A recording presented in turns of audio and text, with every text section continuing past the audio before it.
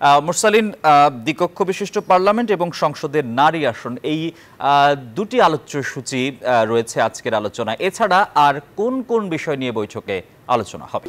টিপু, সংবাদের মাধ্যমে আপনি যে তথ্যগুলো দর্শকদেরকে জানালেন তার ধারাবাহিকতা রক্ষা করে যেটি জানাতে চাই যে আজ সকাল 11:20 নাগাদ এই জাতীয় ঐক্যমত্য কমিশনের যে দ্বিতীয় দফা রাজনৈতিক দলগুলোর সাথে 30টি রাজনৈতিক দলগুলোর সাথে যেই 20টি প্রস্তাব নিয়ে আলোচনা হবে 13তম দিনের মতো বৈঠকটি শুরু হয়েছে এবং সেই শুরু হওয়ার প্রেক্ষিতে বলা যায় কম বেশি প্রায় 1 ঘন্টা পেরিয়ে গেছে।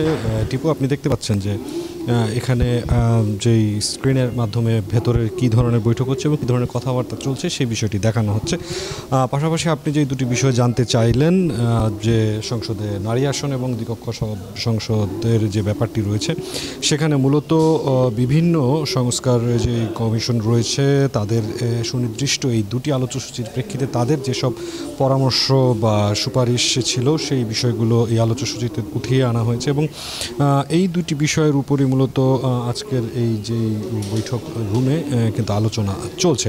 এখন পর্যন্ত যে বিষয়টি আমাদের কাছে গণমাধ্যমের কাছে যেই কাগজটি পৌঁছে দেওয়া হয়েছে সেখানে যেটি বলা হচ্ছে যে নিম্নকক্ষ গঠনের যে ব্যাপারটি জানানো হয়েছে যে নির্বাচন পদ্ধতির মাধ্যমে অর্থাৎ সরাসরি সংখ্যাগরিষ্ঠ ভোটে জনগণের প্রত্যক্ষ ভোটে নির্বাচিত সদস্যদের সমন্বয়ে নিম্নপক্ষ জাতীয় সংসদ গঠিত হবে এবং মোট 400 আসন নিয়ে নিম্নকক্ষ গঠিত হবে, যার মধ্যে 300 জন সদস্য একক আঞ্চলিক নির্বাচনী এলাকা থেকে সরাসরি নির্বাচিত হবেন। আরও 100 জন নারী সদস্য সারা দেশে নির্ধারিত 100টি নির্বাচনী এলাকা থেকে কেবল নারী প্রার্থীদের প্রতিদ্বন্দ্বিতার মাধ্যমে সরাসরি নির্বাচিত হবেন। উভয় কক্ষে একজন করে ডেপুটি স্পিকার যিনি বিরোধী দল থেকে মনোনীত হবেন, এমন ধরনের প্রস্তাবগুলো কিন্তু রয়েছে। এর পাশাপাশি মূলত আলোচ্যসূচিতে একটি বিষয় ছিল রাজনৈতিক দলগুলো ভোটের সংখ্যানুপাতিক প্রতিনিধিত্ব বা পিআর এই পদ্ধতির ভিত্তিতে উভয় কক্ষে নির্বাচনের জন্য 100 জন প্রার্থী মনোনীত হবেন।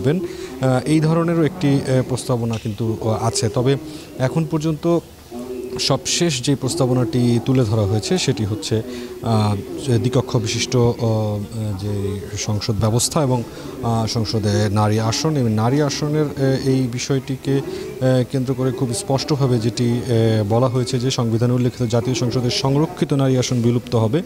নির্বাচনে অংশগ্রহণকারী রাজনৈতিক দলগুলোর মধ্যে যে সকল রাজনৈতিক দল 25 বা তার চেয়ে বেশি আসনের প্রতিনিধিত্ব করবে সেই সকল রাজনৈতিক দল তাদের মোট প্রার্থীর মধ্যে ন্যূনতম 1/3 আসনে নারী প্রার্থিতা নিশ্চিত করবে। এই প্রস্তাবনাগুলোর জন্য বলা হয়েছে যে সংবিধানের অনুচ্ছেদ 65তে প্রয়োজনীয় সংশোধনী করতে হবে।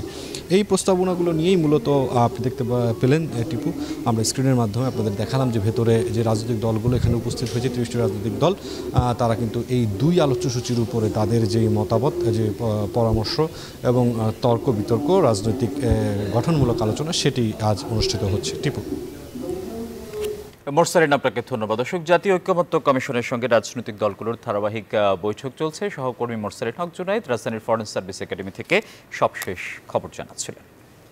বান্ডেল থাকলে প্রতি সেনমানিতে টাকা বাঁচবে। বিকাশ সেনমানি বান্ডেল কিনে জিতুন প্রতি লেনদেনে।